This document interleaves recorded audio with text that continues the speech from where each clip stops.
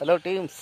അപ്പോൾ ഞങ്ങളിങ്ങനെ പാടത്തേക്ക് വന്നതാണ്. ഞാനും അപ്പുട്ടനും കണ്ടില്ലേ, അതാ അപ്പുട്ടൻ നടക്കണമെന്ന് പറഞ്ഞ് അപ്പോൾ ഓനെ കൊണ്ട് ഇങ്ങനെ ഇറങ്ങിയതാണ്.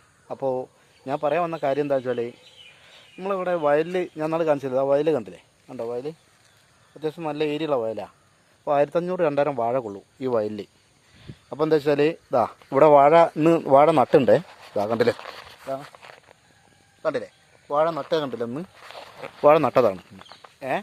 അപ്പോൾ വാഴ നട്ടുകൊണ്ട് എന്താ വെച്ചാൽ ഇതിൽ ഈ വാഴ നട്ട് കഴിഞ്ഞാൽ എന്തോ വളം കെട്ടണോ പലരും ചോദിക്കല്ലേ. അതിൻ്റെ ആവശ്യമൊന്നുമില്ല, കുമ്മായിട്ടാൽ മതി. അതിന് കിടണുക്കൾ പോവും, മണ്ണിൻ്റെ അമ്ലത്വം മാറും. അങ്ങനെയൊക്കെയുള്ള ഓരോ ഇതുണ്ട്. ഈ കുമ്മായത്തിൻ്റെ പ്രത്യേകത ഉണ്ട്, മറ്റുള്ള ഫുഡാൻ പോലെ ഒന്നല്ല.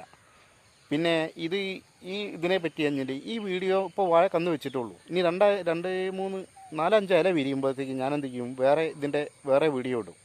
അപ്പോൾ ഇത് കൊല വെട്ടുന്ന വരെ ഇതിൻ്റെ വീഡിയോ ഞാൻ മാറ്റി ഇടും. ഇത് കൊല വെട്ടുന്ന വരെയുള്ള വീഡിയോ ഇടും. അപ്പോൾ